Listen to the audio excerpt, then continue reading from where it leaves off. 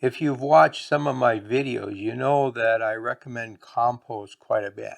It's one of my favorite amendments for the garden. But there is a dark side to compost, and it's critical that all gardeners understand this. Compost is one of the greatest things you can do in the garden, but it can also harm your plants. So why do you use compost? Well, it provides nutrients for plants to grow. It also provides food source for microbes, and as those microbes are decomposing the organic matter in the compost, they're building good soil structure, which is absolutely critical for good plant growth. The other thing that's important, and not everybody knows this, compost has a fairly high CEC. What the CEC measures is the ability of the compost to hold on to plant nutrients. So these are the nitrates, phosphates, potassium, magnesium, and so on. The nutrients that plants need. Compost is good at holding those until the plant roots can come and get them. But compost also has a really dark side, and that's what I want to talk about in this program. Too much compost will make your soil toxic, kill your plants, and cause pollution problems. You have to learn how to use it properly. To understand this issue, we have to delve into compost a little more deeply and understand what it's really doing. The one thing that surprises a lot of people is that finished compost really isn't finished. Once we take that compost and put it in our soil, it's going to continue to decompose for about 5 years. Now that's a rough average. Depends on climate, time of year you apply it, type of soil you have, and so on.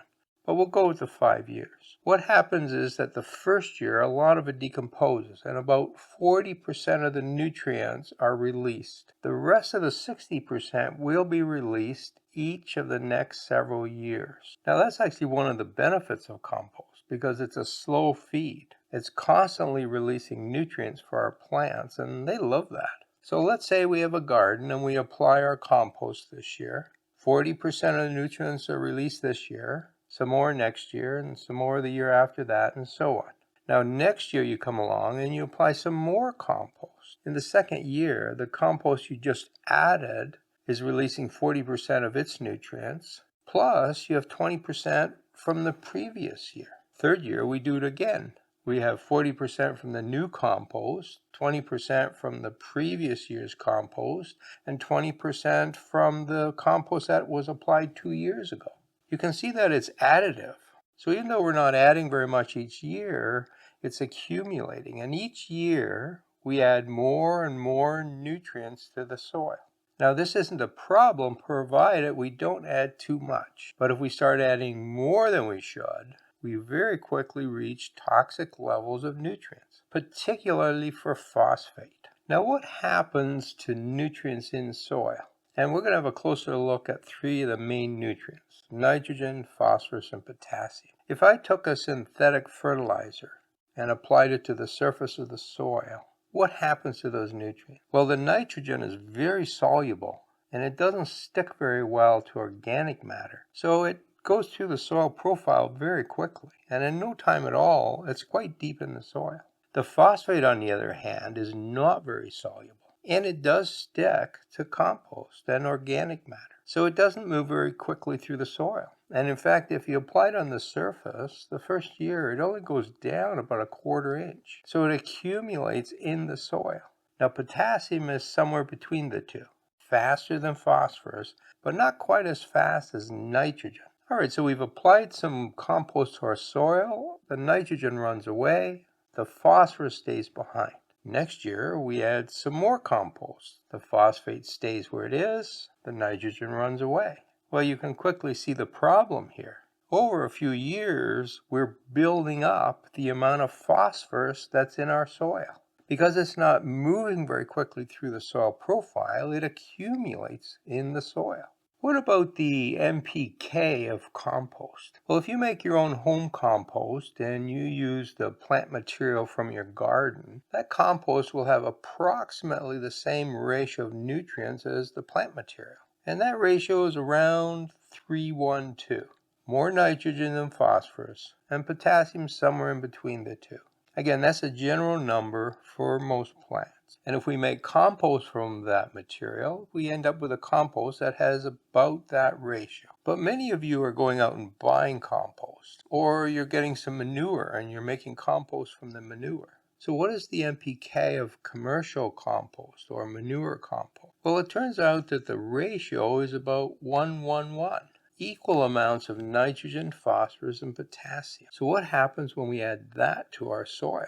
Well, if we add enough compost to provide the nitrogen that the plants need, we're adding way too much phosphorus. Remember, plants need 3 times as much nitrogen as phosphorus. So if we add the right amount of nitrogen, we're adding 3 times too much phosphorus. Now, the alternative is to add less compost. So let's say we add just enough compost for the phosphate needs of our plants. Well, then they won't have enough nitrogen to grow properly. You can see the dilemma here. So what happens in many gardens is that they add enough compost to make the plants grow well. And by doing that, they're adding the correct amount of nitrogen, but way too much phosphate. And as I've already discussed, it starts accumulating in the soil, partly because it doesn't migrate through the soil layer, and partly because it's cumulative. We're adding some every year, and the compost decomposes slowly. So what is the result of all this? Well, gardens have way too much phosphate. Is that really happening?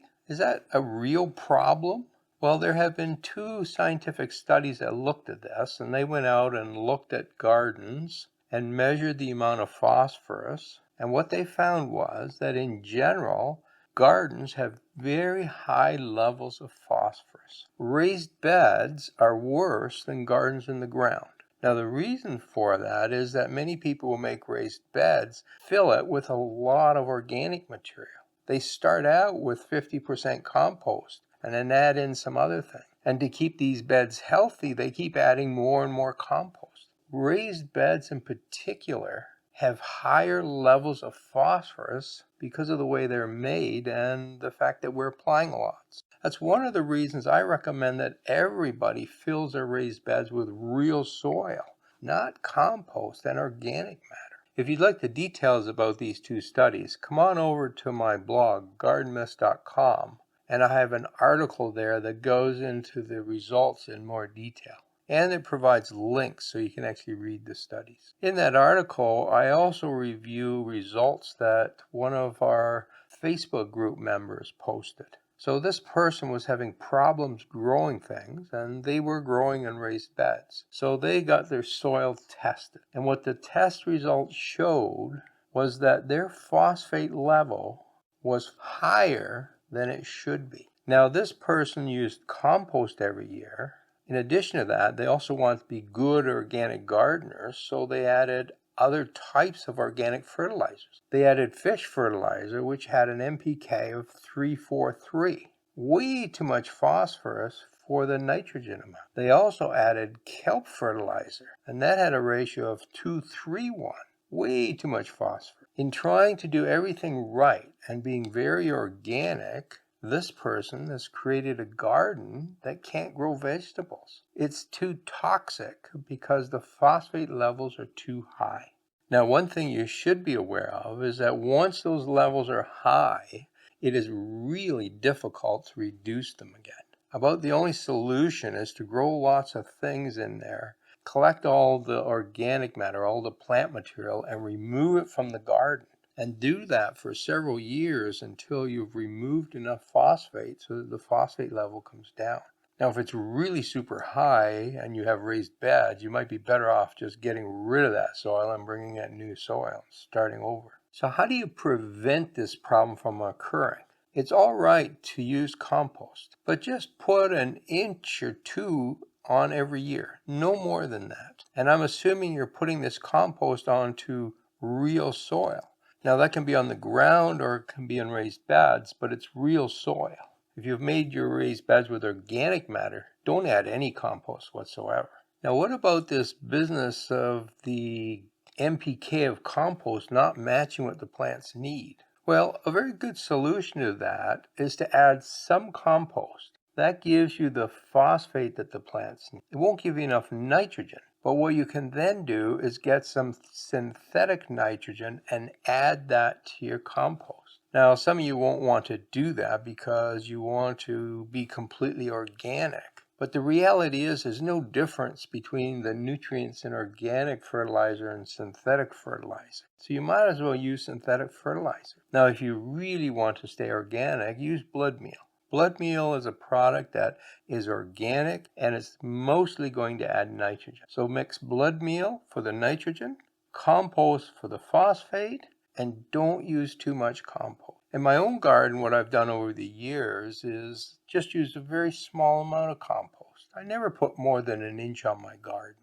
I've never had a phosphate problem.